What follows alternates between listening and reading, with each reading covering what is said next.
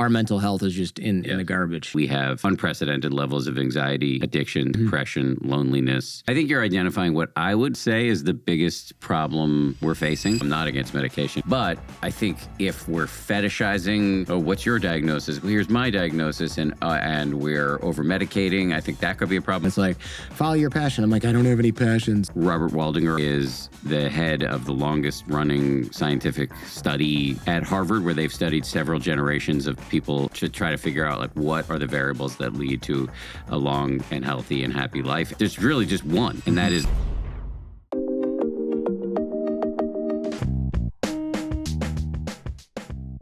I always struggle transitioning from the awkward small talk in the beginning and then being like, oh, now I have to ask a really engaging question to hook the listener. I usually you're absolutely right. That is a weird moment. Yeah. I usually just pause for a second and bulldoze to the substance. That's one strategy. Yes. The other one is if I come up with something really clever and I'm like, we did this show 1,000 hours ago. And speaking of 1,000 hours, you've done over 1,000 hours of like free dives. And then it's like, yeah, or you've climbed over 1,000 peaks. But I don't have a clever segue. It is one of my least favorite aspects of listening to even some of my favorite podcasts, that they feel like there has to be banter at the top. I agree. What I did this past weekend, et cetera, et cetera. I never do that. I wish that podcasters would cut it out. That's right. Meta banter is what we're doing now. Does that count? Yes. Should I cut this out? That I will leave to you, but I feel like meta banter is a little less annoying. It is less annoying. If only because it's not done that often. That's right. And then if it goes on too long, which this will not, then that's also a problem. So anyway, society seems fractured, Dan. The reason I bring that up is I just came from Texas, and I realized I was kind of turned around and someone's like, "You looking for something?" That does not happen in San Francisco, for example. I was in Austin, Texas, and somebody was just like, hey, "What are you looking for?"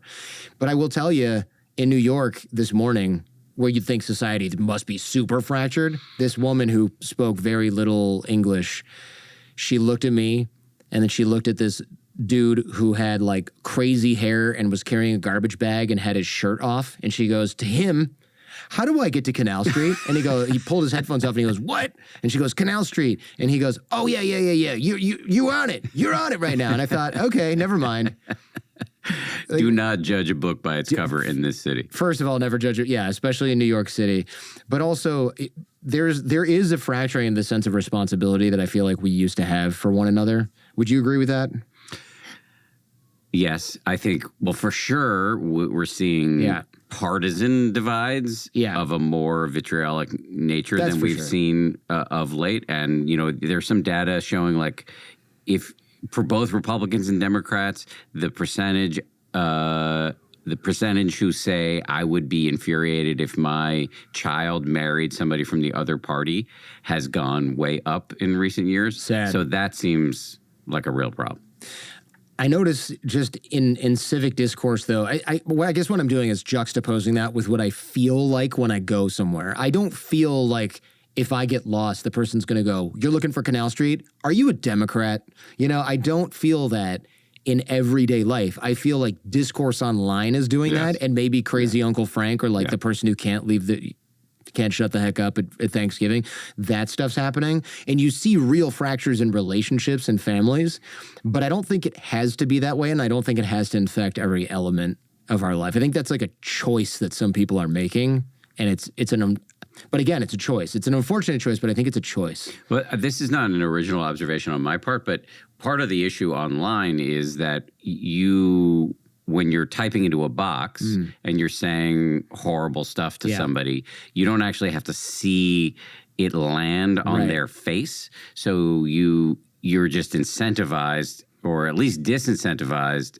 Sorry, how do I want to say this? You don't pay the price that you would normally pay of saying something incredibly rude in person. So you're incentivized might be too strong of a word, but you're incentivized in a way to be as harsh as possible. Further, the algorithm really is incentivizing us to be harsh, because if you're going to be partisan or infuriating, you're likely to be rewarded with likes and promotion. That's true. It's funny, we were just talking about that at lunch about how you no longer create for people, you create for this confluence of the algorithm and people, which Renee DeResta said on this show. So the idea is to say horrible things only to people's face. Is that it would be an interesting experiment to run if you're somebody who's in all caps mode in your digital life. Try that with regular people and see how it goes IRL, and I think it would probably be an interesting lesson for you. Yeah, that way it would be an interesting. Most of those people might not live long enough to apply that lesson to the rest of their life. Yeah, or you'd get lonely real quick. Yeah, that's true. That's true. I know you've reported from all over the world, and you've covered wars in Afghanistan, Israel, Palestine, Iraq, Haiti, Congo. I think that has to be so freaking fascinating. Yeah. I wanted to do that when I was a kid, but my mom talked me out of it. My parents were not happy. Yeah. And if my son wanted to follow in my footsteps, I would be deeply unhappy. It was... Really? Yeah, it was... I was taking extraordinary risks. Extraordinary risks. Well, such as? Well... going to Haiti in the first place, okay, but like... Well, I would say... Congo. I mean, Haiti was never... I've been to Haiti twice. Neither time felt risky, actually. The second time I went was right after the major earthquake in I want to say it was 2010 tragic. Or 11. Might have been 2012. But yeah, it was one of the most horrifying things I've ever seen. Just the sheer amount of death and suffering. But it didn't feel dangerous. The dangerous stuff was just going into, kinetic war zones where people are firing at each other, and there's no, there's a certain amount of safety, from being embedded or at least being a journalist, but there's absolutely no guarantee. And journalists get killed all the time. Yeah. I had friends who got killed or badly hurt, and it was. I wasn't even that young. I was in my 30s, but these are not risks I would take now. Definitely not with kids. Yeah. But I would say the biggest risks were like Afghanistan and Iraq. I think this is from your book, but I'm paraphrasing here. It didn't take long for me to know this job was what I would be doing for the rest of my life. Turned out that was wrong. That line wrong. Does not age well. That did not age well. I wish I'd put my source in here, but it is a quote and it is in italics, which means it must have been more or less what you said. I delighted in the opportunity to get intrigued by an obscure but important subject and then devise ways to teach viewers something that might be useful or illuminating. That doesn't sound super war reporter-esque, though. Well, I mean, the war reporting was, it felt important because I think we need humans bearing witness to what's being done in our name and with our tax dollars at the tip of the spear, right? So that felt really important. But that was just one part of I was at ABC News for 21 years, and I was in local news for 7 years before that. So I had a varied career. Not all of it was in combat zones. The other part of my job was just reading widely, getting interested in something, and then pitching my bosses on paying the bills for me to go do or see a thing, and then I could come back and educate the viewers. And this was at a time where it felt like the TV news was more relevant. Right, it wasn't just clickbaity nonsense. It's not just that, although it is that. It was more like there weren't that many other options. When I arrived at ABC News, it was the year 2000. The internet was starting, and obviously there was cable, but there were YouTube didn't exist yet. There were no apps. The iPhone did not exist. So it felt like if you were going to, I felt like I was very much in the belly of the beast in terms of information dissemination. Yeah, you were. And now that has really changed, and it's, there are episodes of our respective podcasts that will reach more people than certain hours in prime time on major cable news outlets. Yeah. And so it's just a different time.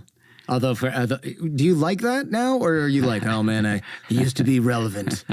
Well, I'm not in the news business anymore, right. So I don't know. I did this thing a couple months ago. I did a completely ginned up a reason to go on TV again, because it was the 10th anniversary of the first book I wrote, which was called 10% Happier. And I I got my publisher to put a fancy new edition, 10th anniversary edition. It was complete bullshit. Put a sticker on it. There was no reason to do this other than it was a good time to like try to see if I can make a little noise in the marketplace. So I went and did a bunch of TV. And so I went back on Good Morning America, and I went on. Did I go on CNN? I went on a bunch of daytime television shows like The View and whatever. It's Sherry Shepherd. There you go. Anyway, and I realized that I really like it. And I miss the sort of what you and I are doing right now, but with a live audience and makeup. Makeup, I didn't miss that much. But it was that reminded me like, oh yeah, I really did love this job. And even if the audiences are smaller and older now, maybe at some point I would want to go back into it, but I'm not underemployed. No, it's funny. Once again, I wanted to be Dan Rather when I was a kid. My mom, when my mom goes, those people don't make any money. Bullshit. And now I'm like, oh, she didn't want me to get shot. Yes. Got it. Yes. Respect. Those people made a ton of money. Well, yeah. I was like, I'll show her one of Dan's old pay stubs. Yes. And then they still do it's a pyramid, and at the top of the pyramid is Anderson Cooper. Right. David Muir, Lester Holt. I never got to like the tippity top of the pyramid. I was like a level or two below. Sure. At the top of the pyramid today, even in its diminished state, cable and broadcast news is paying its stars quite well. Yeah, It's funny because I'll listen to, whenever you listen to any news or history podcast that's recent history and they play some clip, it's almost always like you reporting on something that happened in like 1995 or 1993. And I'm like, oh, Dan still sounds the exact same. It's really funny. Well, the other conclusion you could draw is, oh, Dan is old. Yeah, well, but you were kind of like front row seats to a lot of really amazing, in every sense of the word, kind of events. Some of them quite horrific. I would imagine that traveling over to cover conflict zones, it's got to be, is that lonely? Actually, it's not lonely because you usually go in with a tight crew of people, and it's incredible bonding. There's a lot of research to show, well, just to be very clear, my experiences are way less intense than anybody who's actually carrying a gun, an active duty soldier or Marine.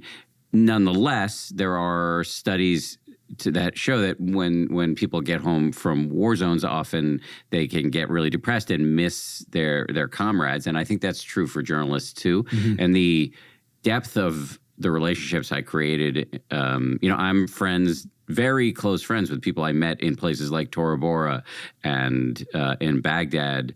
And those relationships, even if I don't talk to them for a year or two, if I see them now, it's like no time has passed because we've been through extraordinary things together.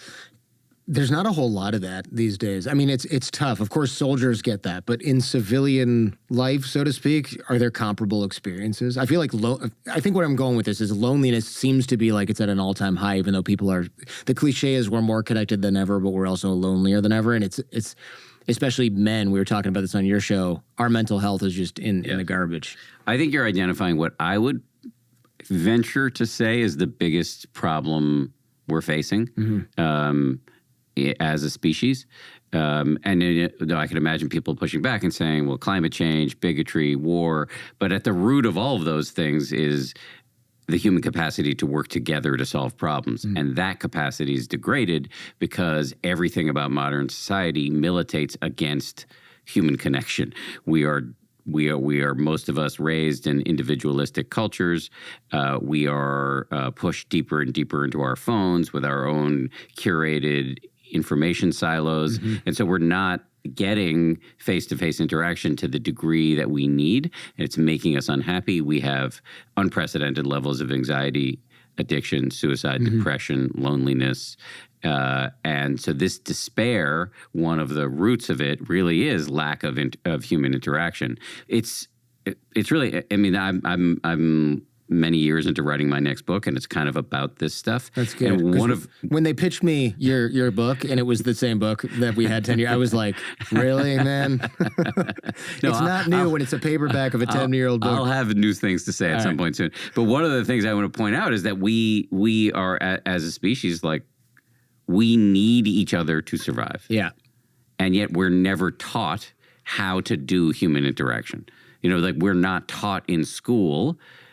I mean, we get taught math, geography, and all this other stuff, but social and emotional learning, which is taught in some... It's funny. My son, who's 4, his school, they're like, yes. oh, we're big on social emotional learning. We're big on, they said SEL, and I went, what is that? Yeah, well, SEL is really important, and most of us don't get it. And that is a huge problem. Yeah. Because you cannot succeed as a human if you are not able to get along with other humans. It's a real problem. It's once we heard that, we were like, how much is this school? Actually, I don't care. Take my money. Because the other schools are like, they will be able to do trigonometry by grade 3. And I was like, I just want them to not bite people. Mm-hmm. Can we do like a not bite people unit? And this school was like, don't worry, social emotional learning is our focus. And me and Jen were just like, take the money, take the cash. You mentioned anxiety. It does seem like it's not necessarily the other side of the coin, but is anxiety adaptive? From some, so many people have it. I feel like it has to be. Well, there's a certain amount of fear that's adaptive, mm-hmm. right? You want to avoid poisonous snakes and tarantulas, people who rustling bushes. Yeah, people or the opposite tribe that doesn't like you, et cetera, et cetera. Mm-hmm. There's a certain amount of fear that's adaptive, but anxiety is sort of the misapplication of our ancient fear response in a modern context where it doesn't make sense. And I speak as somebody who has lifelong anxiety, mm-hmm. and it's a gigantic pain in the ass. And it's been just a thing I've had to struggle with over and over to this day. I mean, just yesterday, I was telling you this on a walk earlier, just yesterday, I had to get an MRI, but I have such bad claustrophobia that they had to knock me out to get into this thing. And I have trouble getting on planes and elevators, and I've done a lot of things. And I'm allegedly like a happiness guru, but sometimes people say to me, you're very anxious for somebody who's a meditation expert or whatever. And I'm like, no, you have the causality wrong. I am a meditation expert or quote unquote expert because my anxiety is so bad. And it's just one of the many things I use to treat it. I think there are roots of modern anxiety. There are many of them. Mm-hmm. Some of us are just wired for it. I think, as a Jew, it's pretty deeply ingrained into our cultural history for some pretty good reasons. Also, I think lack of social interaction is leading to a big spike in anxiety these days, with kids spending more time on their phones than with each other.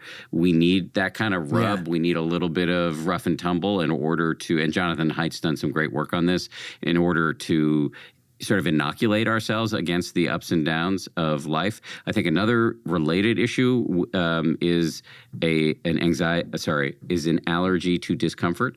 We live in a world where that is too friction free. You can get dates, you can get food, you can get information, all with a few swipes. Yeah, and there's a certain amount of suffering that is very healthy, mm-hmm. and again, to use this word, inoculates you against stress, habituates you to stress, and we're in a world where we're not getting that.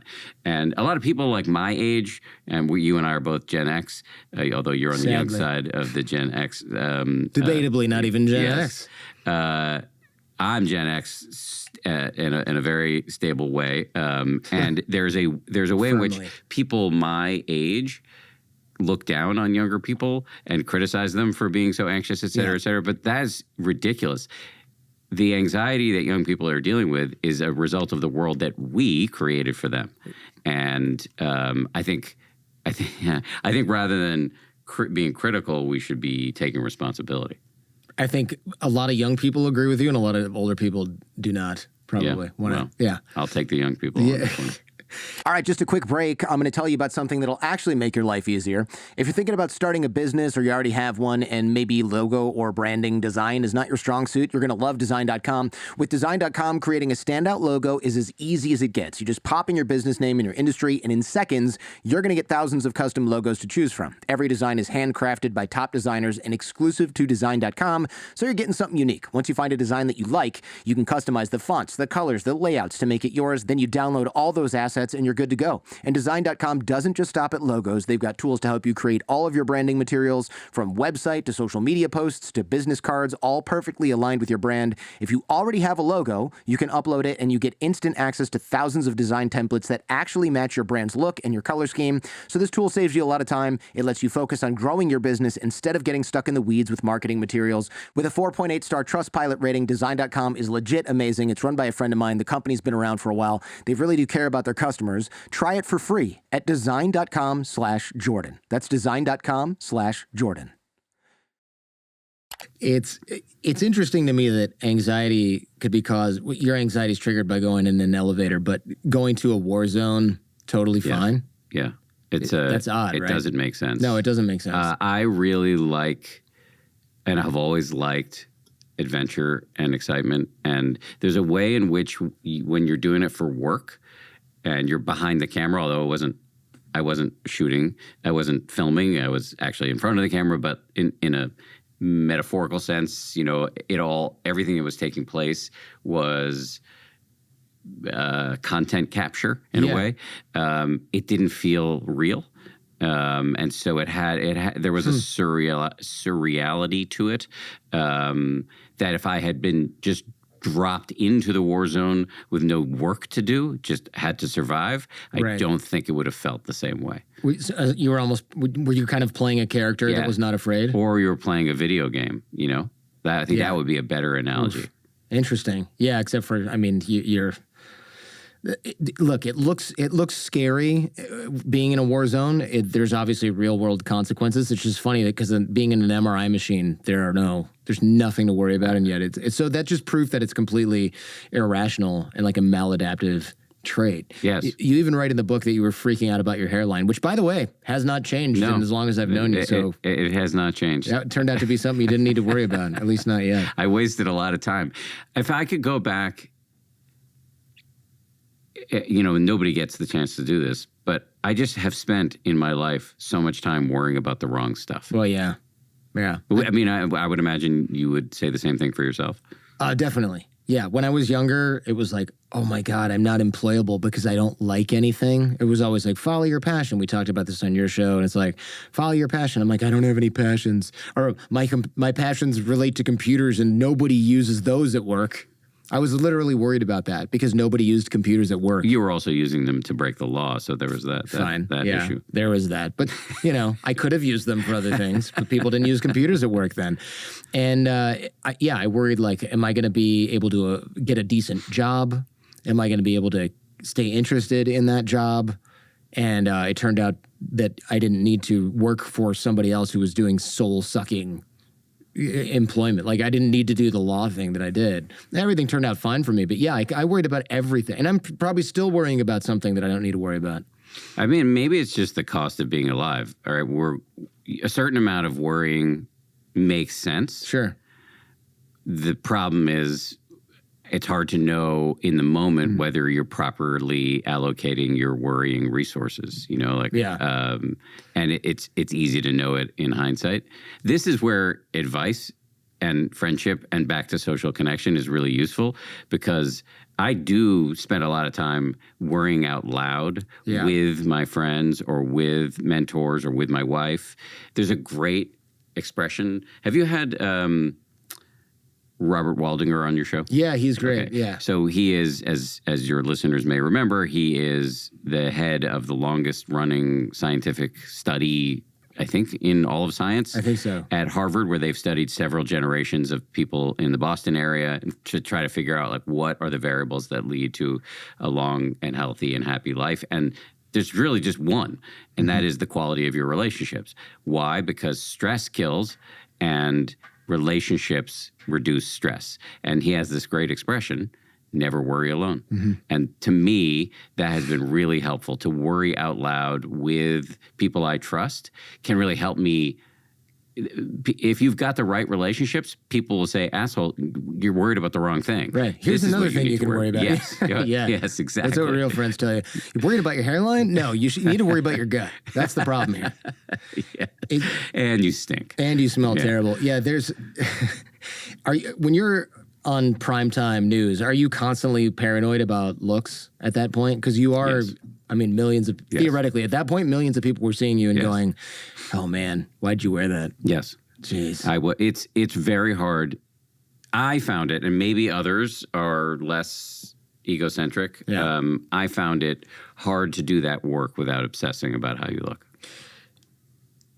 It seems like quite shallow to be in a war zone and thinking, is my hair too windswept? But I also completely understand But it. you know, the thing is, you know that the end user is thinking about those things. They are judging you consciously or subconsciously based on how you look, and they have no visceral sense of the discomfort you're in. Right. They just are judging you not because people are horrible, but because this is just how we're wired. You know, I think about this a lot. Like, we do a ton of interpersonal and intrapersonal violence around aesthetics, you know, around how other people look or what their weight is, et cetera, et cetera. And, you know, I don't think it's irrational for somebody on TV or on YouTube or wherever, anybody who's putting themselves out there, to be worried about this, because it is the way we do arrive at these snap judgments, and we're wired for it. It's just got to be such a weird dichotomy. Like, on the one hand, I don't want to get shot. On the other hand, the lighting is better over there. Yes. And that's a real calculation that you're making. That I've never done.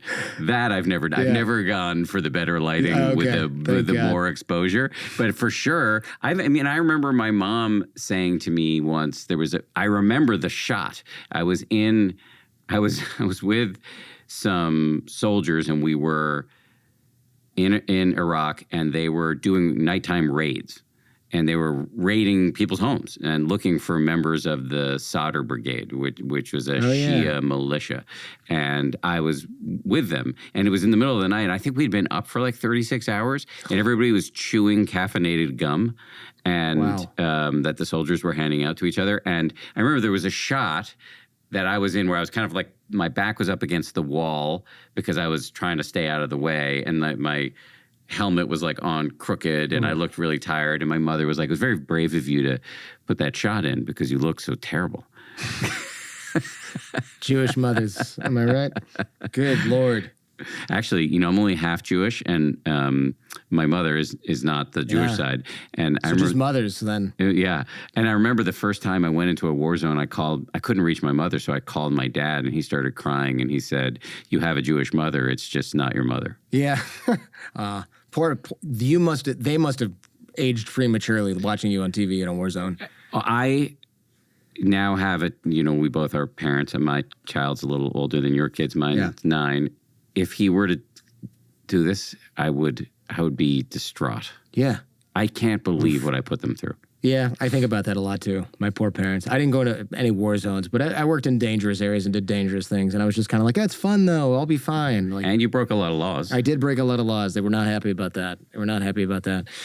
You worked for Peter Jennings. Yes. And he was like, for people who don't know, is like how would you define it? Legendary broadcaster. Yes. And more. I mean, when you talk about working for him, it's not exactly sunshine and rainbows. I believe the quote is, he tormented us, or it says Peter Jennings tormented us, and that's probably a paraphrase, but it's probably not too far from the actual. I think I said he was my mentor and tormentor. There you go.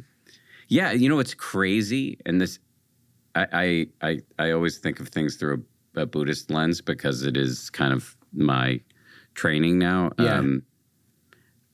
Peter Jennings was panoramically famous when I came to ABC News in the year 2000. I remember walking down the street with him in New York City, a place where people are famously unbothered by celebrities. Mm-hmm. And every head would turn as we walked down the street. Every head. It was crazy. This guy at the peak of his powers was in 30 million homes a night. Nobody gets ratings like that in the current environment. This is like Mr. Beast level, right? I mean, he's the only person you can put in this category now. My gosh. Right, but here we are, you and I are talking in 2024, and it is quite common for me to be in front of audiences where people don't know who Peter Jennings is. Yeah, of course, yeah. And so I view it through the lens of impermanence. Like, we feel that we're in a very solid movie and this is the way things are now. Mm-hmm. This is the way they will always be. But, if you live long enough, you just see that things are changing all the time. Things that seem like permanent fixtures, like Rushmore level humans, like Peter Jennings. Now, there's a street named after him at 66th Street in the Upper West Side. There's a block between Central Park West and Columbus. It's Peter Jennings Way. Oh. But it's just another historical name that we ignore, that I think most young people ignore, like if they even notice it. But this was a guy who was so incredibly famous, and he was my mentor, but he was also very complicated dude. Yeah. And so, I had this incredible privilege of being able to learn from the guy who I think is probably the greatest broadcaster who ever lived. But he also had a very short fuse and played mind games. And I thought that I learned how to be a different kind of leader. And I've learned, to my humiliation over time, that I picked up some bad habits that I've had to unlearn from him. Really? Yeah. You say that working for Peter was like sticking your head in a lion's mouth, thrilling but not particularly safe.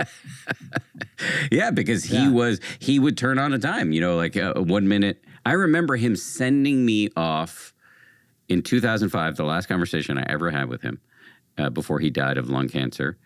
I remember him sending me off. He was sending me back to Iraq. And at this point, I had already been in Iraq a bunch of times. I'd been in Afghanistan. I was a reasonably seasoned combat reporter at this point. And I remember him saying, like, I want you to go, you're gonna spend some time in Israel, and then I want you to go to Iraq, and there's a bunch of things I want you to do. And then before I left, he was like, you should know that there is a perception that you're not particularly good at this. Yikes. And I'm going off to war, right? And that's the last thing he said to me. Jeez, man. But what kind of motivation is, I don't know. That's like a sick, if I make him feel terrible, maybe he'll step his game up just a little bit. And then he pats himself on the back like, I know how to make them winners. It's hard for me to put. I was having a conversation with my brother recently about negotiations, and my brother is a very seasoned businessman. He's a venture capitalist at Bain Capital, and he's done many, many big deals. And he said he never tries to put himself in the mindset of his counterparty. Which I thought was counterintuitive. I thought good negotiators always did that. He's like, it's a losing game. You're never right. And so, I don't really know what was in Peter's head. I know he had a really complicated relationship with his own father.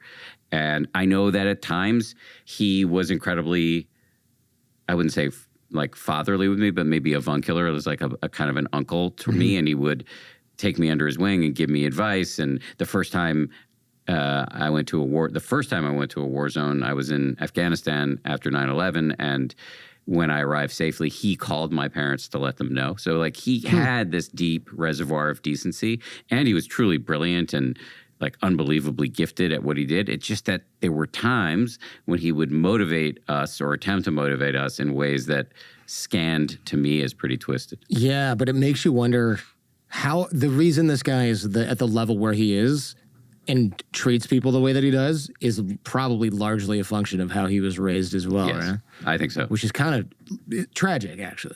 This kind of gets back to this discussion we were having before about young people and this temptation that I see in myself and definitely among my peers to be like, oh, well, when we were coming up professionally, we were hazed and these kids can't hack it. But I actually think the kids are largely right, that what was acceptable in a work environment when you and I were coming up it should never have been acceptable. First of all, the treatment of women was abominable. Same for anybody who didn't identify as one of what back then were considered only two available genders. It was a pretty unenlightened time. And I'm not trying to be super woke or anything like that. I'm just saying the sort of militaristic hierarchical system in which I came up doesn't bring the best out of people. And I think what we know from the data is that the way to bring the best out of people is to make them feel safe. I mean, just think about what we know about the way the the brain works. If you are in a fear state, the part of your brain that's is operating is back here. It's called the amygdala. It's the ancient sort of reptile part of the brain. That's not the best decision-making mode to be in.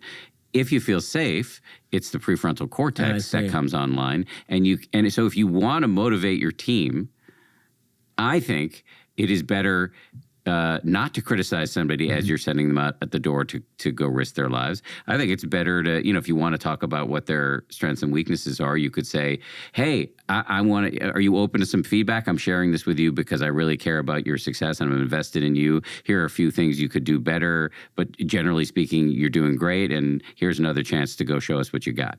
Right. That's slightly better than, by the way, most of us think that you're not good at your job or whatever it was that he said. But it's hard to be overly critical of him because he was raised by wolves. I mean, I'm being somewhat facetious that I don't know his parents, but like that was the world in which he came up. So I don't, I think Peter came by his quirks honestly.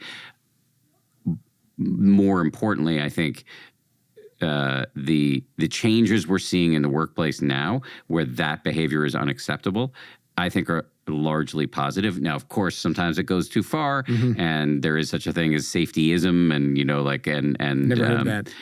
You haven't? Is that like safe space type stuffed animals? Where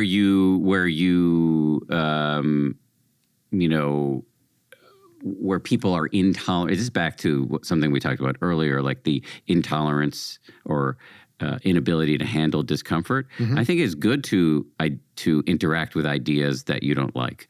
And that, a safetyism would say that we're going to take that off the table.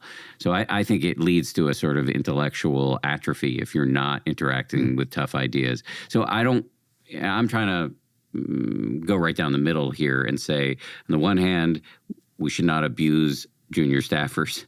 That was not a good way to do business. On the other hand, we don't want to have an environment where you can't have tough discussions. Yeah, you described him as a man fueled by a combustible mix of preternatural talent and crushing insecurity, which is that's a hard way to live your life. Yeah. And the newsroom was a never-ending psyops campaign. I mean, that sounds like every day is massively stressful. And that wasn't You'd rather be in a war zone than the newsroom. I remember, they're moving now, but the building that I spent 21 years of my life in is on 60. The entrance. There are two entrances, one on 66th Street, and there's a back entrance on 67th. And I used to leave on that through that back entrance because I lived up on 75th Street. And 67th Street between Central Park West and Columbus is a very leafy, beautiful part of Upper Manhattan. And I remember spending all day in that building freaking out about something, talk about worrying about the wrong shit. I was probably just worried about the wrong shit. I spent all day freaking out about what other people were thinking of me and who was getting the story I wanted and who was up and who was down. Right. I remember walking out every evening and I'd be like, then I'd step out into the fresh air and I would think, what was I worried about? Yeah. What there's a whole world out here. Like, why did I spend the whole day coiled like that? And part of it is, it was back then, the culture was by design internally at ABC adversarial. If you go back and read the book written by Roone Arledge, who was the boss, he was the president of ABC News when I arrived.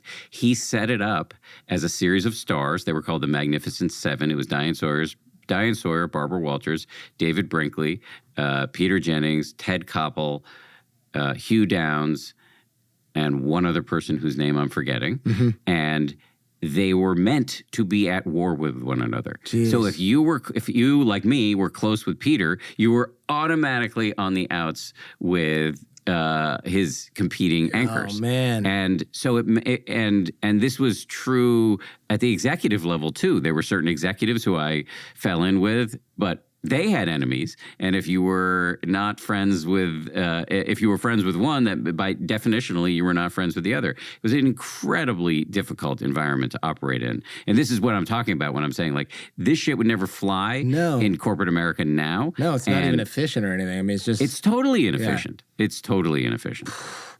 God, I mean, look, I have sympathy for people who are hard on others because they're often exponentially harder on themselves in environments like this. Yes. And yeah, but it just seems like you would want to change that environment so that it's not so horrible. It has changed. By the time I left ABC in 2021, it was very different. You sometimes see in press reports that like media reporters will describe ABC News as like famously combative internally. But that by the end of my tenure there was absolutely not the case. I have to this day, some of my closest friends are my colleagues from ABC News. And we, are regularly barbecuing at each other's houses and going to baseball games with each other's kids and going to see movies together. And so that really did change over time. But in my early days, it was not good. Jeez, man. With the benefit of the hindsight you have now, how do you navigate that sort of Hobbesian environment, where the various the anchors and they're competing with each other, and it seems like you can't, like you said, you can't align yourself too closely with somebody because if they're on the outs, your whole career is over. I mean, how do you? It's massively competitive, and wasn't it Cuomo who was like, "Hey, I heard you got cats. Do you also sit down to pee?" I mean, this is like ridiculous, the level of crap that you went that was through. actually pretty funny.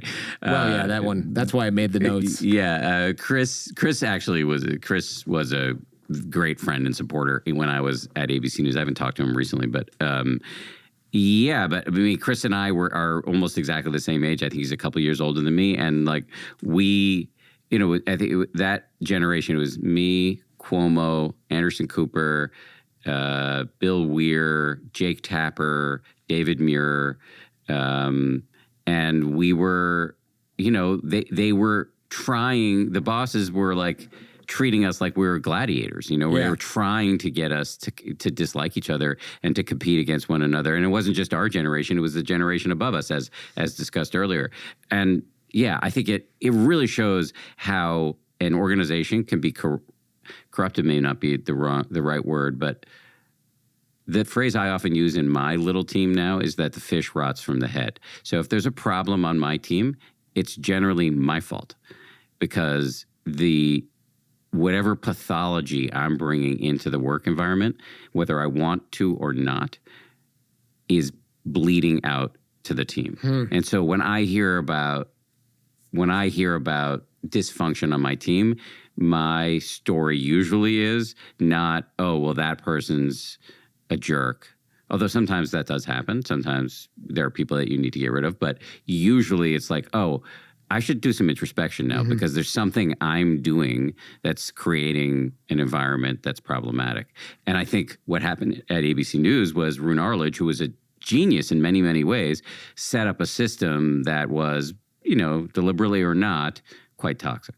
Tell me about going to Pakistan. I know that September 11th you start going to the crazy kicks up a notch. Yes. I remember getting off the plane and I had never been to, can we say third world anymore? Is that unacceptable? I think you're supposed to say developing which is interesting because every place is developing. But yes. we like euphemisms now. Okay. Well, I guess. I'd never been to a developing country before. And it was like an incredible shock to the system. Being on the other side, I'd never been that far away from home. And I loved it. Yeah? I loved it. I thought it was awesome. And, I've spent huge chunks of my life, like being the only white person. And that's I think more white people should have that experience. Yeah. Because you can see what it does to your nervous system. Like you're always just aware that you're sticking out like a sore thumb. And that, it creates a lot of empathy, I think, like for what it's like for other people who are not in the what's the term these days? The dominant group, right? So that was the beginning of spending years in places like, India, Pakistan, Afghanistan, Iraq, Israel, West Bank, Gaza. I've been all over Africa, all over East Asia, and yeah, I love being the fish out of water. But it's not for everybody. And I know you've done quite a bit of this work too. Yeah. 4 times in North Korea? Yeah, but I'm not getting shot at. If that happens, yeah, something's gone wrong. Something's gone horribly wrong. Yeah, but most of my travels were not to war zones. I mean, I spent a lot of time covering. Actually endangered species. That's interesting. That's actually quite interesting. It was really fun. I've been riding on elephants and chasing rhinos and looking for tree kangaroos in Papua New Guinea and all of that. So, I mean, the ABC News was, when I was working there, just like it was a fantasy factory. I basically would dream up the coolest shit I could think of and convince my bosses to pay for it. And it was awesome. It was awesome. Until, this whole side hustle of meditation and happiness took over, and I just had to make a choice at some point. We'll get there at some point. Now, you said that there were swashbuckling types of people also on these things. Are they veterans of places like Bosnia, Rwanda, like a movie? It seems like a movie where, and I don't mean this in a patronizing way, it seems like a movie where a kid finds himself hanging out with mercenaries. Yeah. And you're just like, wow, this is awesome. And I felt like a kid. I really did. I think I was 30 when this all started going down, and I know that's technically not a kid, but the other reporters. We are old now. That's a kid now. Yeah, well, saying this from age 53, it definitely does seem young, but the other reporters were older and more experienced, and the other producers too. So I was in this environment of people who had covered, the fall of the wall and had, covered the war in Bosnia and had been in Kosovo and had a lot of experience. And they seemed like totally comfortable being, in the presidential suite at the Islamabad Marriott, which later blew up. Jeez. I should not laugh. And I remember Bob Woodruff, who, again, this might be a name that people don't remember, but he was very, very famous. When Peter Jennings died, Bob took over as the anchor. And then just a few weeks later, he got hit by a bomb in Iraq and had to have his whole head and brain operated on. It's a miracle that he's still alive. Yeah. And after that accident, he set me up with my wife. Really? Yes. I remember. Wow. Okay. I remember walking out of. There was a gym. I think it's still there. It used to be called the Reebok, and it was right across from. My whole life was like in this one little 3 blocks of Manhattan. Yes. When I wasn't traveling, my whole life was within 4 or 5 blocks of Manhattan. The office I worked, the gym I went to, in my apartment, Jeez. and and like Rwanda. That's your life. Yes, exactly. Crazy. And I was walking out of the gym one night, and Bob and his wife Lee had set me up on a date with a young woman named Bianca. This was dating apps didn't exist. No. Again, this was pre-iPhones. This was like 2006, and I remember Bob calling my cell to make sure I was going, and he was, and the last thing he said was, "Trust me, dude, she's hot." I guess that's something you can admit now that you guys are married and have children. Yes. Yeah. No, and she is. She's not that's the most important thing, but she's very beautiful. And yeah, I met her that night, and we got married not that long after. But just to say, there were a bunch of swashbuckling types around, and it was really cool to be in that environment, and also really intimidating. Like, I think I had like a healthy version of imposter syndrome. Like, I did not walk in there cocky thinking, I know how to do what you do. Mm-hmm. I walked in there thinking, I'm going to watch you very closely and learn how to do what you do. That's important when you could die if you do something wrong. Yes. It's important in all industries, but especially there, it's like, how much do I want to concern myself with ego right now? You talk about the fact that you can die, and definitely people did, and I lost not a few friends.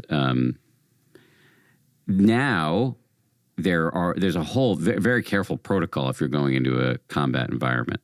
But back then, Like there was no protocol. I got no training. You should buy a helmet. No, somewhere. I don't think we wore helmets. It was like When I looked at video when I was researching this, I did not see you wearing a helmet. It was a couple of years into it. They started saying you have to wear a helmet. Yeah, especially if you were embedded with the military. But generally speaking, maybe you had a flak jacket. But if it was super hot, maybe you didn't wear it. You know, it was. You wouldn't want to get sweaty in that war zone. Well, it was 130 degrees sometimes in Baghdad. Jeez, what's the difference at that point? Yeah, I remember one day. Is it really 130? Yes. One day we're in Mosul and we're embedded with the army, and the cameraman I was working with fainted, and so I shot the rest of the story. And when I came back to the FOB, the forward operating base, they had him hooked up to an IV with an ice pack on his groin. On his groin, just to cool it down. Insult. Oh, is it? It was just to mess with him. Was he unconscious? No, he was conscious, but like kind of in a twilight zone. Oh, I see. So they were like, put this right here. Oh, that's good old hazing culture. They were ruthless, but they were much more good-natured about it than my early days at ABC. Yeah, so the military was less ruthless than Peter Jennings. That's saying a lot, actually. I never put that together, but yes, it is. Wow.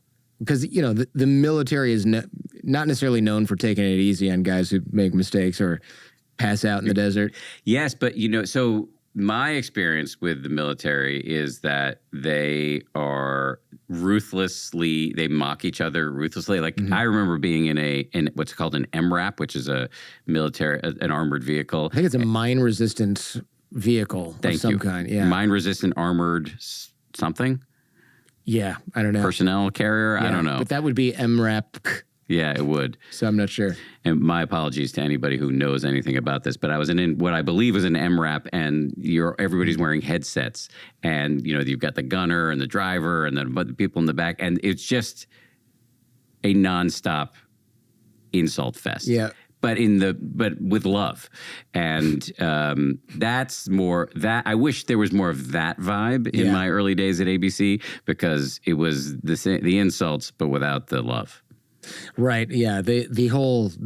Still sticking with me. There's a perception that you're not very good at this. That is, you still remember that. And it's been what, like 20 years? 20 years? Yeah. More than 20 years? Yeah. It's the sense of purpose, I think, that you get from doing something like war reporting, being in an MRAP with your comrades. I mean, there's a lot of the war reporting types, people say they're adrenaline junkies, but I wonder, are they more maybe purpose junkies instead? Or in addition? Yeah, well, I was going to say, I mean, it might be hard to disambiguate those two. For sure, I think for me, it was both. It felt very important. The work felt really important. Mm-hmm. You know, It was, actually. I mean, you didn't have TikTokers doing stuff from, or people recording Instagram videos. Yes. Like you were the message, or it wasn't going to get out at all. Correct. Yes. So it felt really important. And it was thrilling. I mean, and that's a drug. And I definitely got addicted. You talk of a time where you went to interview these Taliban commanders. That must have been pretty damn exciting, right? They're like, okay, they're not going to kill us probably, and we get to go talk to the Taliban in the middle of this war. Was that kind of a hell yeah moment, or were you nervous? So the offer came in. We were in Quetta, Pakistan. So Quetta is in western Pakistan, right on the border of, it's like southwestern Pakistan, right on the border of Afghanistan, and Kandahar is in southern Afghanistan. Mm-hmm. It was the capital. It was where the Taliban really had their stronghold. So Kabul is the capital of the country, but Kandahar was kind of like the spiritual and military stronghold of the Taliban. I see. And this was a few weeks after 9/11, and so they were actively being bombed by the Americans or the coalition, and our local fixer got an offer from the Taliban to come in and kind of embed with them and report from their vantage point. And I remember we An had offer in air quotes. Yeah. well, I mean, they didn't have any leverage. It wasn't like a gun to our heads because we were in Pakistan and they couldn't force us to do it. It was really like, do you want to do this? I thought you meant your fixer got a job offer from them. And No. The fixer got the offer of like, hey, do you want to bring your team in and let them spend a couple days with us? And I remember we had this big meeting. And we're all like in a circle with chairs. It was maybe 15, 20 of us from ABC. And people were debating the merits of it. And I knew. Pros, Taliban interviews, cons, might die in coalition bombing. I remember letting the conversation play out and knowing I don't care what anybody says. Yeah. I'm doing this. Was the conversation generally, hey, we should do this? Or was it like, if anybody wants to go do this, fine, but we're, most people really did not want to go. Really, yeah. And nobody was forced to go. There were 3 of us who were willing to do it, and we did it. It was me and a cameraman and an engineer. Man. So I needed a cameraman, and then I needed somebody who was going to be able to access the satellite so that we could send the footage out. And those guys were willing to do it, and so we went. Are those kind of career-making things where it's like, I'll do this, and then is it expected like, hey, Jennings, I went to Afghanistan, all these other people didn't want to go, pick me for the next opportunity? Or is it just like, you know what, you kill what you eat and that's it? No thank you. It's not that linear. I mean, I thought, of course, I remember the 2 guys that I went in with these British guys, Matt and Jeff, and they would make fun of me the whole time. They were like pretending to be me back in a bar in Lower Manhattan, bragging about my exploits in Afghanistan. Yeah.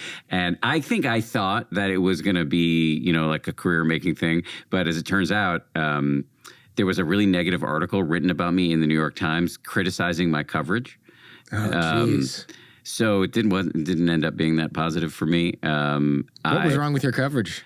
Too sympathetic to the Taliban or what? Really? Yeah.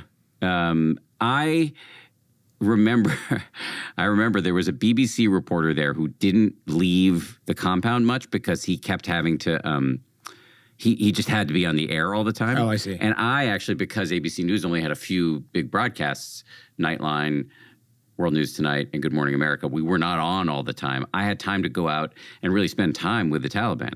So I actually really got to know some of these young kids and interviewed them, and I talked about how they would whisper to me, "Take me to America," and they really were not as fearsome as the media had portrayed them. So I thought I was giving this was great material. Yeah, it sounds amazing. There was a culture reporter from the Times, Karen James. I'll never forget her name. You disagreed with me. That's where that's where Karen comes from. Karen James. She spelled her name with a C. And Karen did not like my coverage, and I was devastated. That is too bad because I think now we want nuance. Hey, our enemy is not just like faceless ISIS level. I mean, unless it is ISIS, right? But it's not just like there's complexities going on here. And it's like, I'm going to bring some of those in the article. And it's like, we just want you to wave American flags around and be like, we're definitely right about this. Yes, I think it's true. Nuance is important and sometimes undervalued. In Karen's defense, I do want to say that I was very green and I probably made all sorts of embarrassing errors. So it was kind of that humiliation, that very public humiliation, was a good bit of seasoning for me. Yeah, man. A lot of us take seasoning at work, but not all of it ends up in the New York Times. Yeah, it was hard. It was hard, but who remembers it now? Like people, it's just you and Karen. Yeah, exactly. Karen probably doesn't remember it. Karen's like, Jordan, I love your show, but that Dan Harris guy he's always been such a loser. Right. She's going to just send you a little note that says, still a schmuck. Still, yeah. After all these years, still not good. Good thing he got into meditation and podcasting where all you losers belong. Yeah.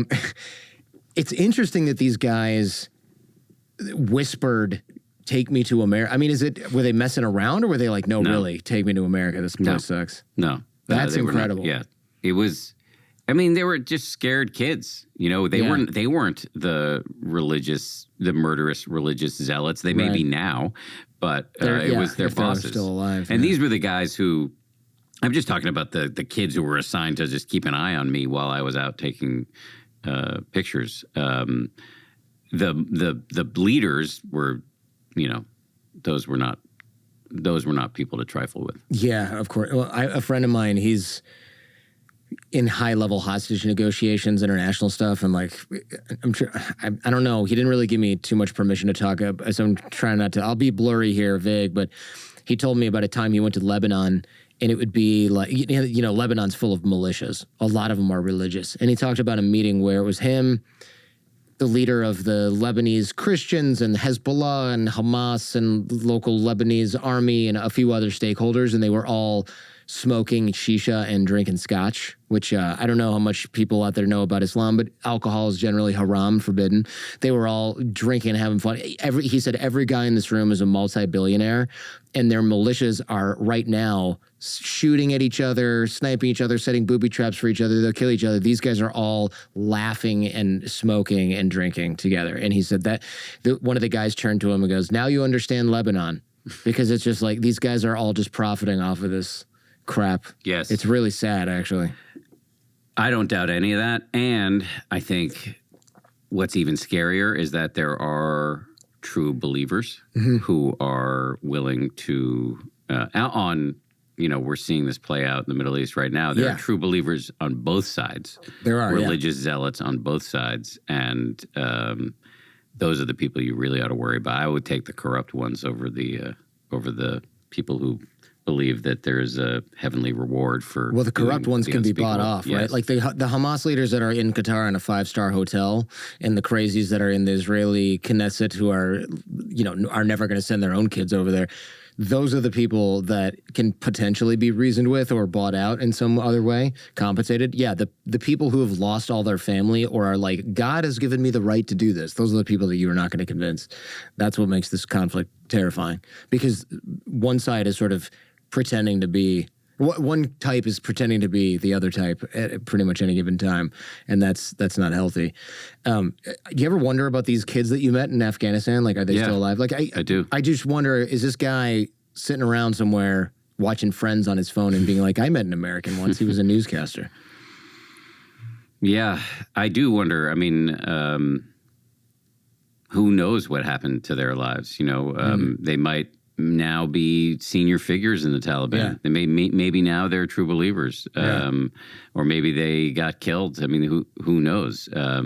They live in a rough neighborhood. Yeah, to say the least. You mentioned that when you got home from war, you got sick. Essentially depression, but like not just. Well, tell me about that. I felt horrible physically. I just felt like I had a fever all the time, and no energy, and. This was summer of 2003, so it was I'd covered Afghanistan, and then I spent a bunch of time in Iraq, sort of the pre-invasion, invasion, then the insurgency. So I'd spent a good amount of time in various war zones at this time, and I came home and I felt awful. And I did all these tests. I went to see all these doctors. I had my apartment tested for a gas leak. I mean, I went all out. I could not figure out. Oh, really? You were thinking like, I must have radon coming up through the floor. Yes. And I never once considered that it was psychological. Yeah. Really? Yes. It seems there's a different time, right? Now I feel like if you feel like crap, one of the first things you think of is this... Is it the way that I feel causing me to be ill? Is it because looking back, it seems like, I left this war zone where I had a ton of purpose, and now I'm like going back and forth to Planet Fitness and wondering what kind of burrito I'm going to get for lunch. Right? It's like you just yanked the plug of purpose out of the wall. Yes. And the adrenaline out of the wall. And I think I was really addicted. Even though my life when I was home was pretty exciting, I was, on national television covering big stories. That's true. But it's not, it's not the same as, putting your life on the line. But you make a really interesting point about how things have changed. It's true. In 2003, you wouldn't go to the mind-body connection. You would. No. I was just like, oh, it must be Lyme or Must have gotten bit by a Epstein tick in it. Barr or whatever. Like who? I had all these tests done because I was sure, and nobody in the medical profession even suggested it to me. It was only when I finally, as a last defense, went to a psychiatrist who was like, yeah, dude, you're depressed. And now, It's like the first thing you think of. well, but it's also, it's interesting to think about it. I think it's incredibly positive that we are really open to discussions about mental health. Yeah. Incredibly positive. And I sometimes wonder whether we've taken it too far. Just a little bit. How so?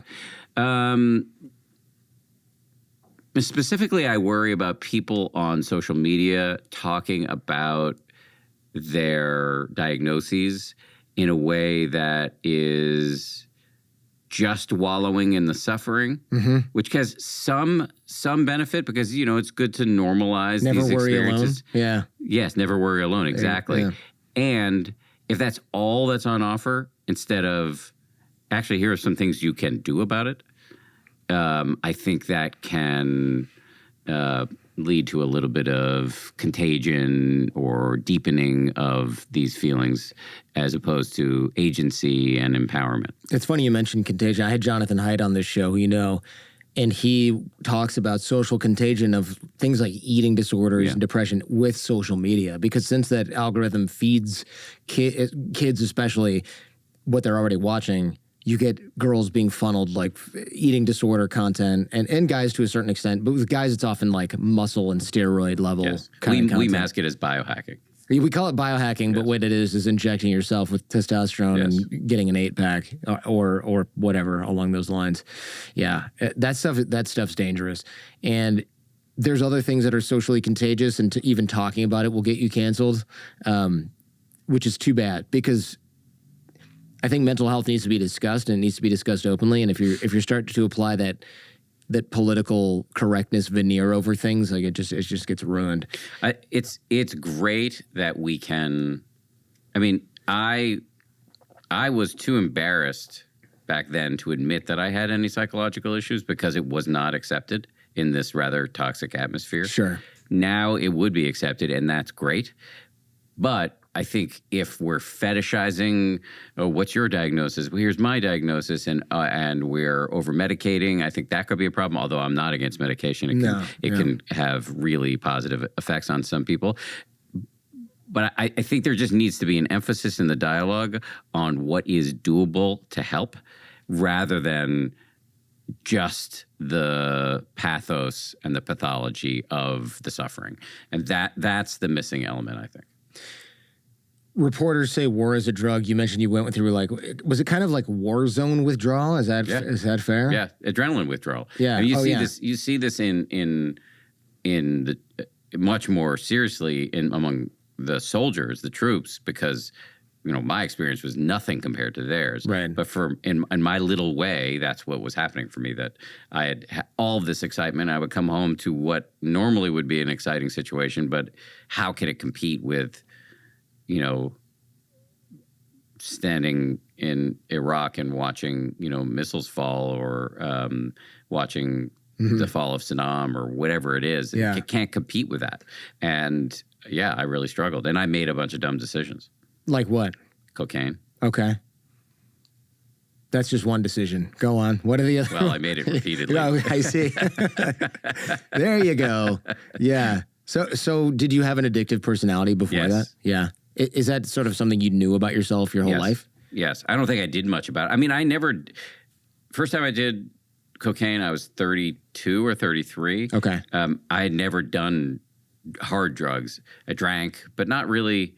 I have alcoholism in my family, but I'm not an alcoholic. So I never really, I didn't like it that much. Right. I smoked a little weed. I didn't like that much either. But when I did cocaine, I was like, oh, this finally found my drug. This is my poison. Oof. And I remember specifically because you had asked me before about being sick and testing for gas leaks and Epstein Barr and whatever.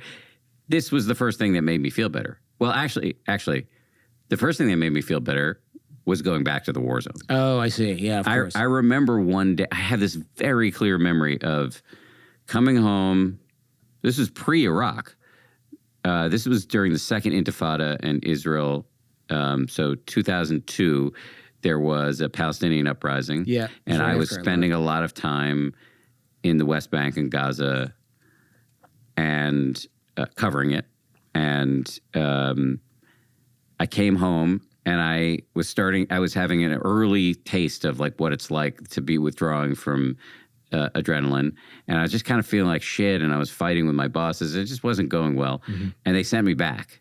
And I remember getting off the plane directly into an armored vehicle and going to the West Bank and covering a riot in the town of Jenin in the West Bank, and diving into a ditch after like shots went off. Jeez. And then getting back into the car and falling asleep because I was jet lagged, and waking up on the side of the road, and we were out of danger, and there was some local Palestinian gentleman selling watermelon, and I was eating some watermelon, and the West Bank is beautiful, just this beautiful environment, and I realized I don't feel sick anymore.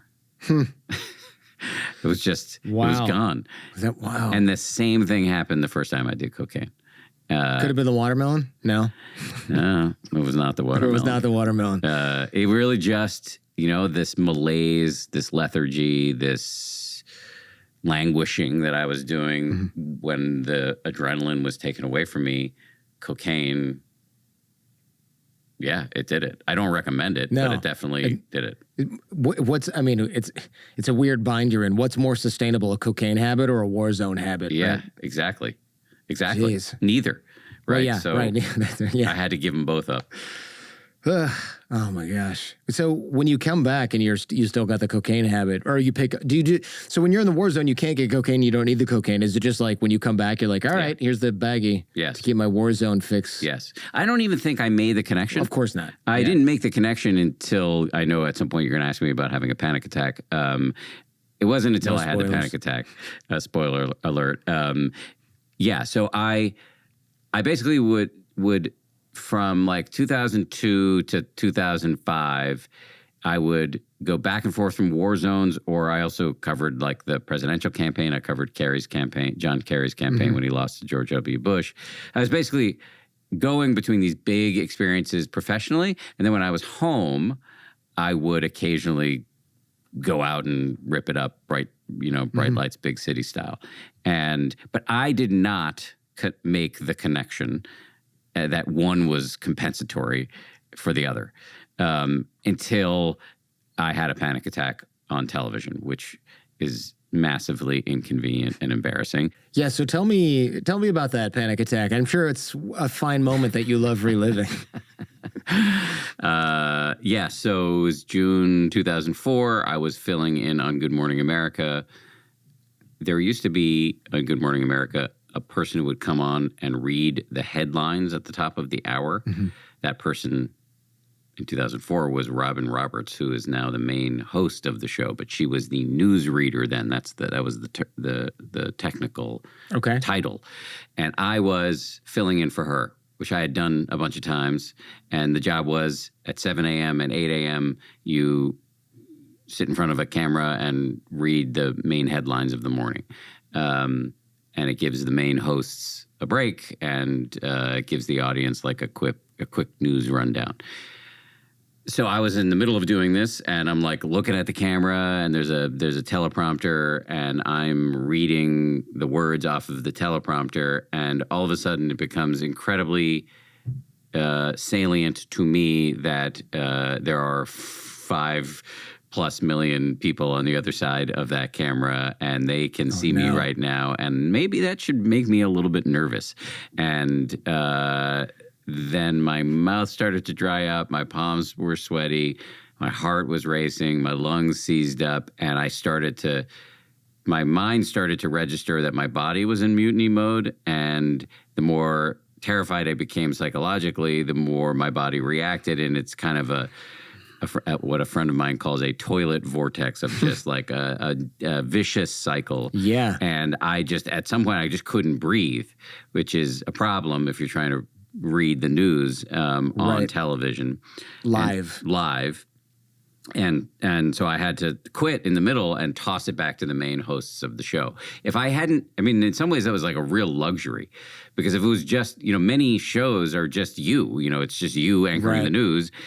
But this was a multi-host show, so I was able to say, hey, Diane and Charlie, back to you, or like kind of squeak that out to the extent that I could speak. If I hadn't been able to do that, I probably would have ripped the mic off and run away. Oh my God, that's a career-ending move, I would imagine. Yes. Yeah. Yeah, it was horrible. Oof. It was horrible. If you look at the video, and if you just Google panic attack on television, it's the first result. Yeah. If you look at the video, one of the responses I often get is, it doesn't look good, but it doesn't look that bad. Yeah, it wasn't that bad. And I think part of that is because I was able to toss it back to these other hosts. And part of it also is that even though I was young at the time, I think I was like 32, 33, 34, I had, my whole adult life had been on camera, so I'm like pretty good at concealing my emotions, which is not an interpersonal strength, as it turns out. That has caused problems for me in my relationships. But in that moment, it was pretty good that my poker face is strong. It seems like now, well, I guess top line newscasters, they don't seem overly emotional about things, but it's weird. In podcast land, it's like, no, we like it when you get fired up, or we like it when you get angry or indignant about something. And it's like, you don't see David Muir doing that, right? No. He's funny. He always looks like he's not quite able to see the teleprompter, and he's off to the side. And I just want to ask him, like, are the lights bothering you, or is that just like your trademark look? He's got that little like... Tonight. Unlike Peter Jennings, David Muir is an extremely friendly person. He does not look friendly on the news. Really? No, he's the sweetest. That's funny. He's such a, I actually emailed him the other day because when the Trump verdict came down, I did something I never do, which is I turned on the news. I actually stopped watching TV news like a decade ago. As soon as you stopped working, they're like, I'm out. No, way before I stopped working. I just lost interest in, like, I still read the Times and I read a bunch of Substack and I listen to a lot of podcasts, but just television news just stopped doing it for me. But I turned the news on and I wanted to see ABC's coverage of this huge historic moment. And David was on. He was so good. And I sent him a note. I was like, dude, you're just a master. And he got right back. He sent me this very sweet note. I mean, he is like the anti-Peter Jennings. He is very nice to everybody in his orbit. Yeah, he always looks so dang serious. I'm like, oh, this guy must be a terror to work with. No, That's so funny. not at all. Speaking of you becoming suddenly aware that 5 million people are watching you, the inner voice, you've said before that we assume the voice in our heads is actually us, and it's not. Yeah. Tell me about that. Because if the voice in our heads is not us, I mean, that's sort of, who are we then? That's a very deep question. That's a very deep Don't question. get too deep in the answer. Okay. People want, I'm not going to follow. We don't have that kind of time. Well, how can I say this? We have many modes that we go into, right? So there's self-critical mode, there's generous mode, there's fearful mode, there's, so which one of them is you?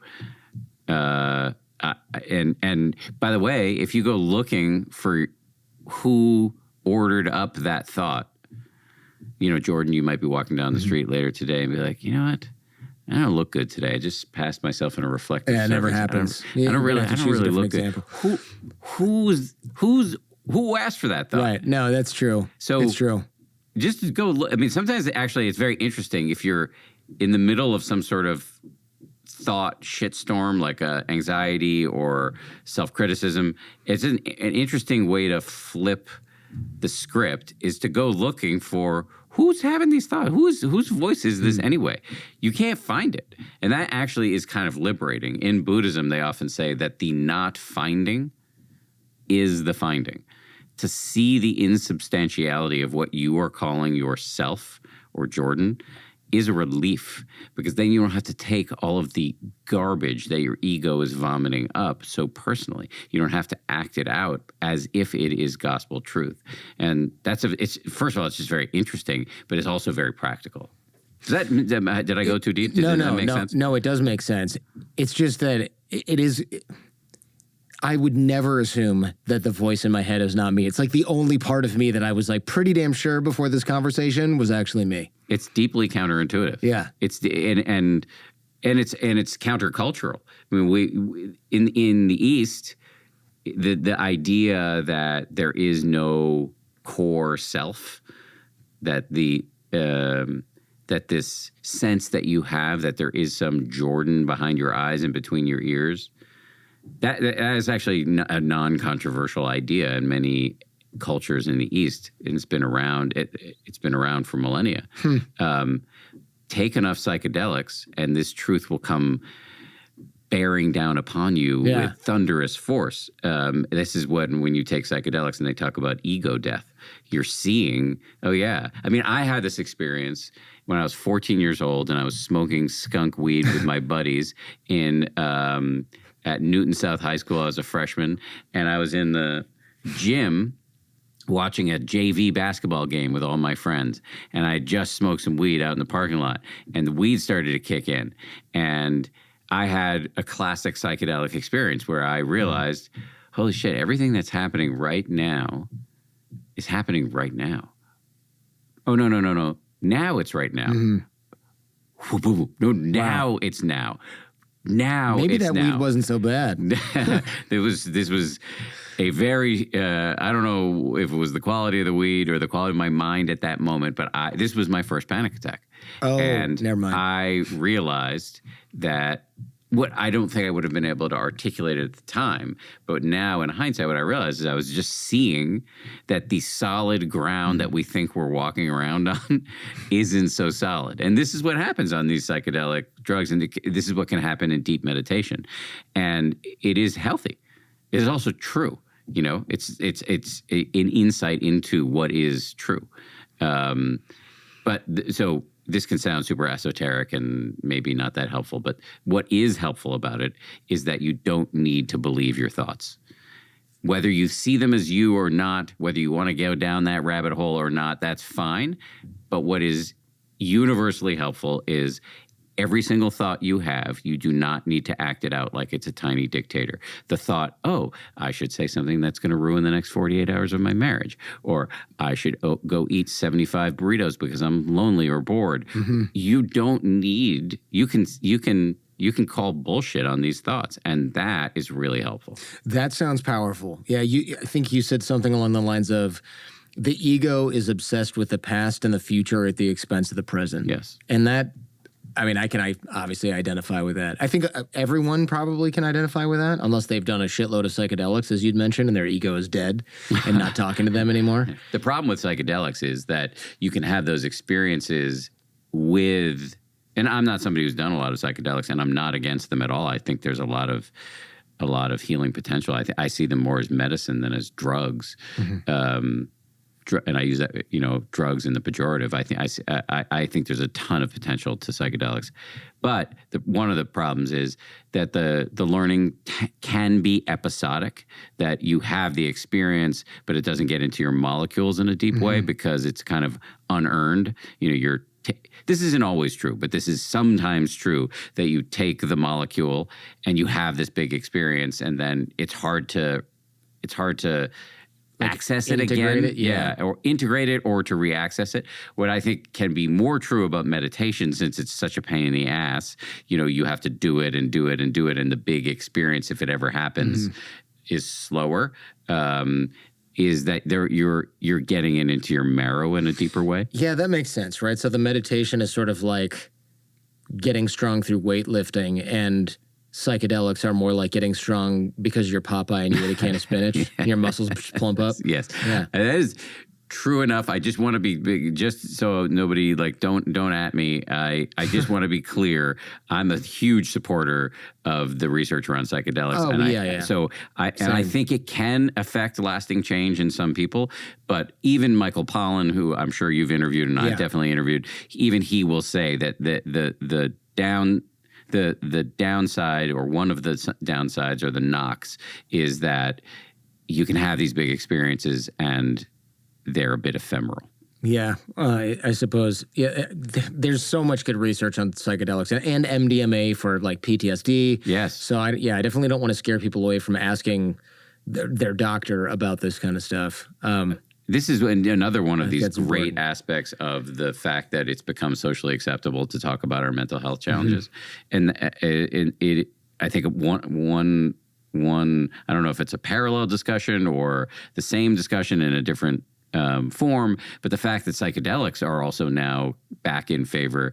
You know, I'm sure there are problems too that we should look at, and maybe, you know, as often is the case, the pendulum can swing too far. But generally speaking, and from what I know of the research around psychedelics and what's happening out there, it seems very positive. We probably at some point are going to need some more regulation, Sure. and like a good housekeeping seal of approval and quality control and all of that stuff. Yeah. But the fact that it's, you know, veterans can come home and talk about the mental health challenges, and that there are these novel treatments that heretofore were either illegal or embarrassing, that's awesome. You mentioned that you were doing a lot of cocaine, had a panic attack on live TV. You were mostly only present in the war zone / on the drugs. How did you, I mean, you're not on cocaine these days, so how did you kick all that stuff? I mean, you got any? No, officer, I do not have any. Are you a narc? No, I am not on cocaine. I've not done cocaine in 20 years. We're too old for that stuff, man. Yeah, it would also kill me. Was the question, how did I stop? Yeah. Yeah, so I had a panic attack, and then I went to see a psychiatrist who was the first person to point out to me that the cause of the panic attack was most likely that I was doing drugs. I was not high on the air, but he was like, if you're doing it with some regularity, your brain chemistry is going to change, Right. and you're more likely to lose it in any number of contexts, especially live television. So I quit that day. And he did not think I had been doing it enough to warrant a trip to rehab, but he did want me to see him once or twice a week, and I ended up seeing him, I think, for 10 years until he got promoted upstairs.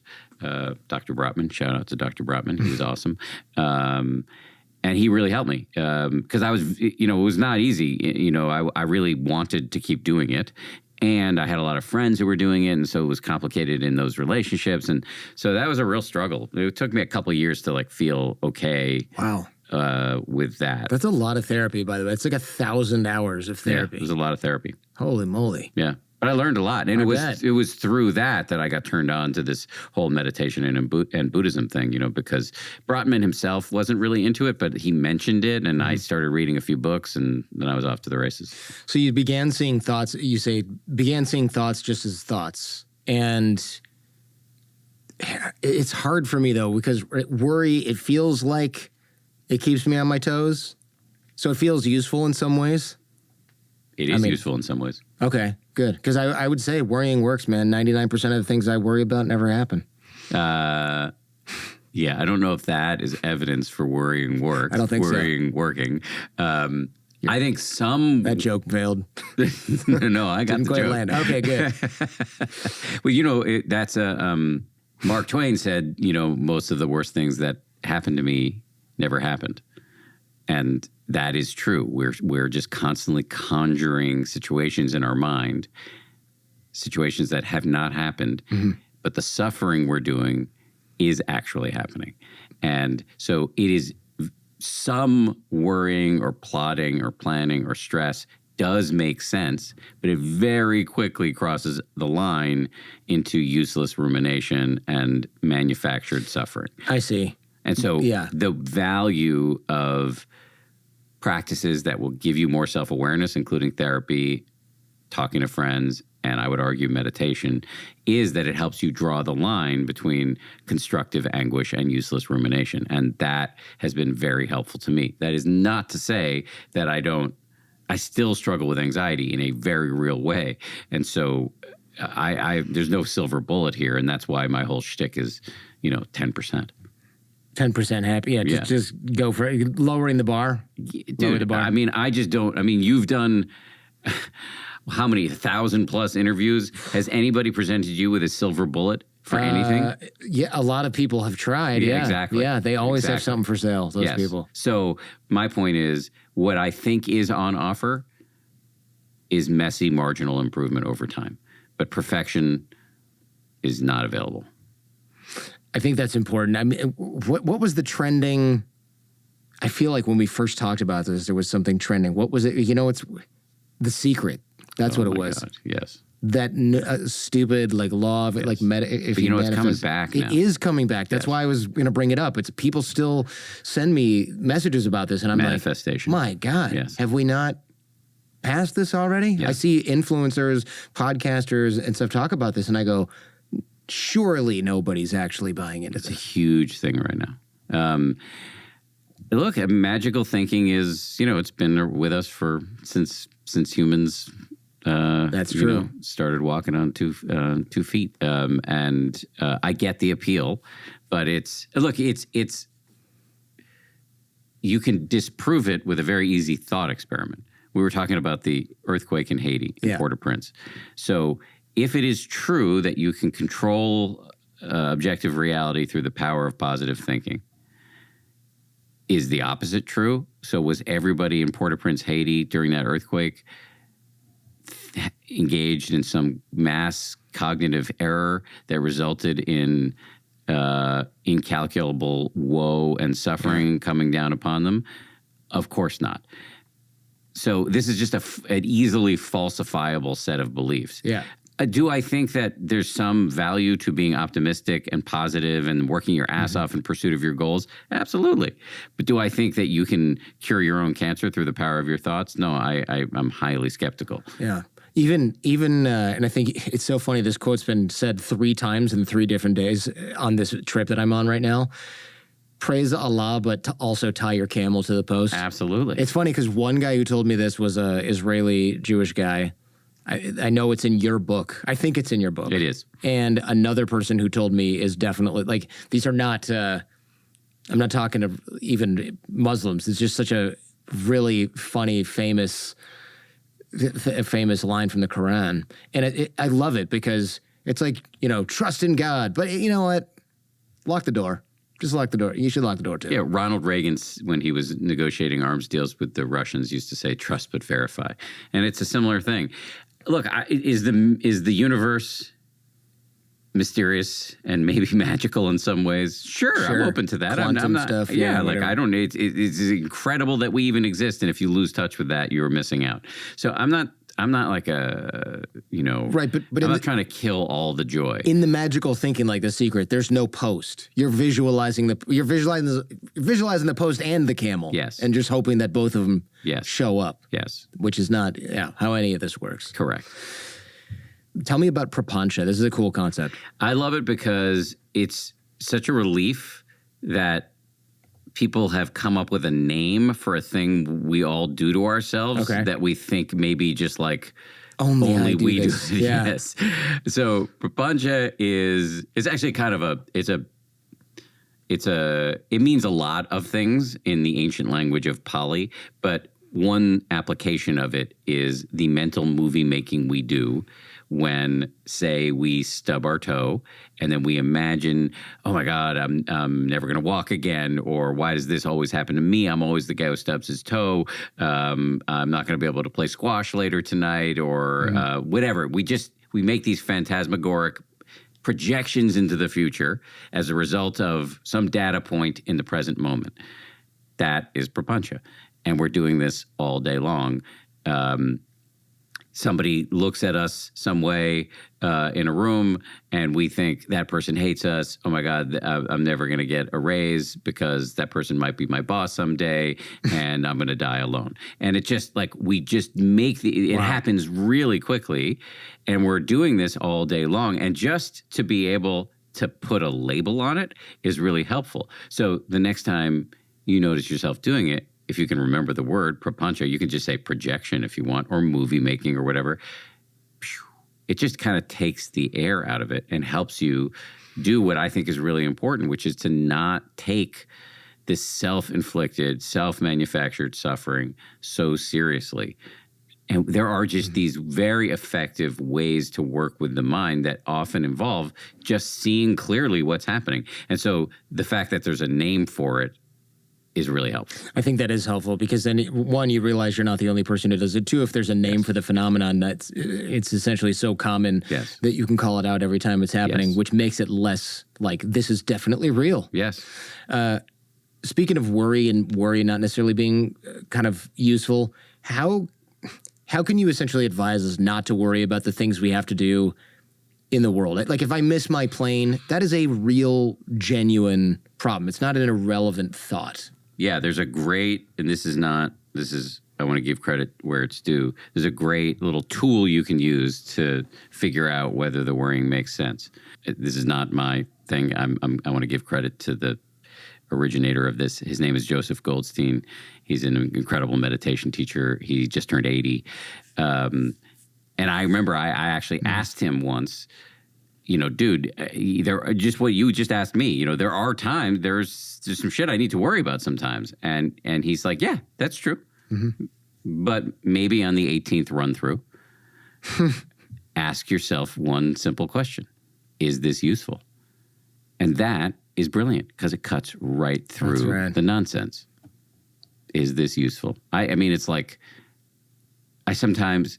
No, but I'm doing it compulsively, potentially. But once you see that it's not useful, you can change the channel. That's true. And it may come rushing back, but you can change the channel again. It's all about, I think, and this is, you may have heard me say this before, but there's so much wisdom out there.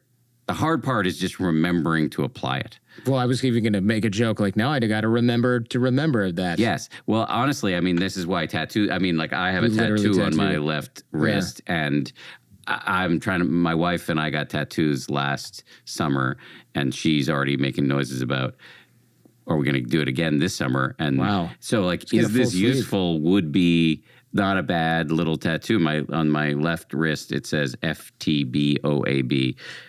It's kind of off-brand in its sincerity because I'm usually not very earnest, but it stands for the benefit of all beings. And it's a reminder to me to not be so selfish because I am wired for a certain amount of fear-based acquisitiveness, selfishness. And so, but my job really is to be helpful.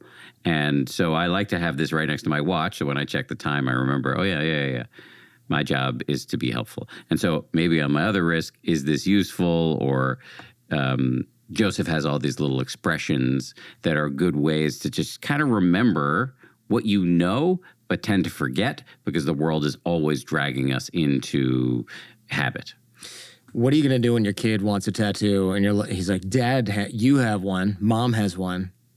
He just got his ears pierced. It's different. I feel like that's your wife's probably he'll take those out in a few years. Tattoo, not going anywhere. I think my dad always said that the hardest part of parenting is letting your kids make their own mistakes. And I made a lot of mistakes and he had to put up with it. And so I tend not to be overly prescriptive with my son.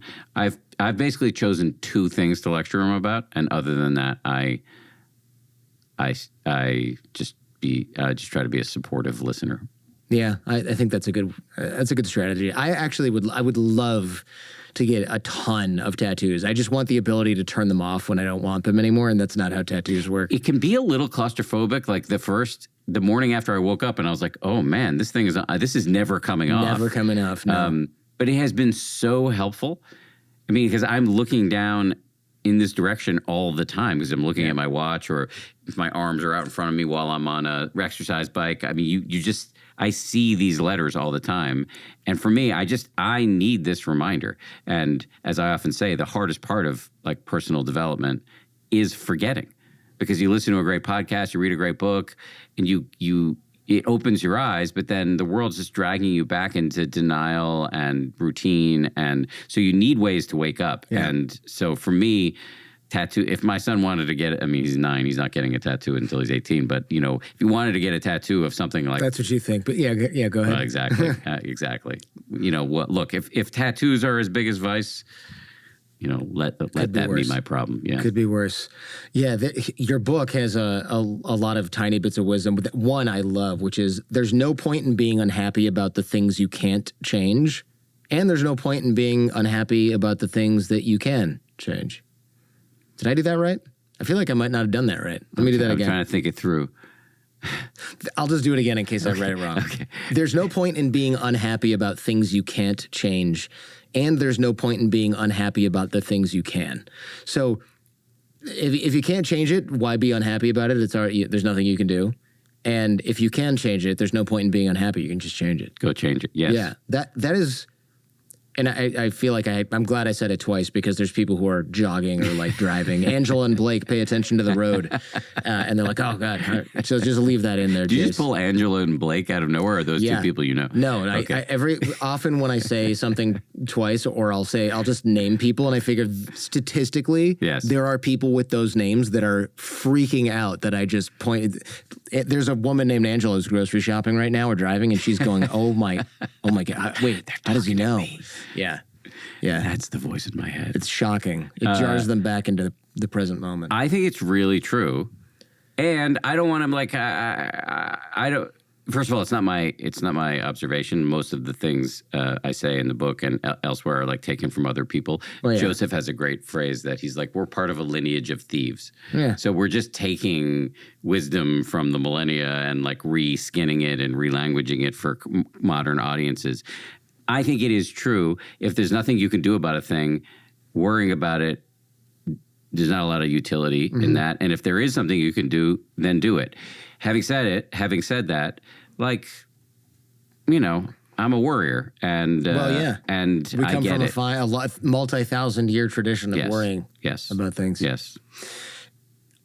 Overall, though, your podcast and book point at the idea that happiness is essentially a learnable skill, which is pretty empowering. Yes, that's the whole point. Yeah, that's the whole point of my life now, is to point that out to people in a million different ways. That you're not stuck, as I often say. This is like my go-to language, but it's true. Like, you're not stuck with your current mind and traits like they're unalterable factory settings. They're trainable skills. And so I've just got to find new ways to say that and present that information until I can't breathe anymore. I mean, and it's incredibly good news. It's incredibly good news. And so I used to do bad news, and now this is the news I do. And there are many ways to train these skills. Obviously, I spend a lot of time talking about meditation, but therapy, relationships, nature, medication, exercise, diet. There are many ways that you can train your body and your mind, and psychedelics, and we should be investigating all of them. Dan, I'm grateful to know you, man. Likewise. Really. Likewise. We've been friends, and every time I hang out, it's just such a pleasure. I feel the same way. Thanks for having me on. Thank you for checking out this entire episode on YouTube. If you want to follow up on this topic, check out our podcast feed or visit us on our website at jordanharbinger.com, where you can learn more about our guest and dive even deeper into what we discussed today. And remember, YouTube only has about a quarter of the episodes that we release here on the Jordan Harbinger Show audio feed. Any podcast app should have us. Check out the links in the description where you'll find access to all of our shows that don't appear on YouTube, such as Skeptical Sunday, where we debunk topics like crystal healing, GMOs, conspiracy theories, homeopathy, tipping, and even lawns to find out if they're backed by science and or logic. Also, our Feedback Friday episodes, where we help people escape from cults, get raises at work, and take all manner of questions from you, the audience, and some of that stuff is dicey. Every episode of The Jordan Harbinger Show has something useful that you can take away and apply in your own life and help you navigate what I know can often seem like the overwhelming and paralyzing challenges of modern life. Thank you for watching, and remember to like, comment, and subscribe.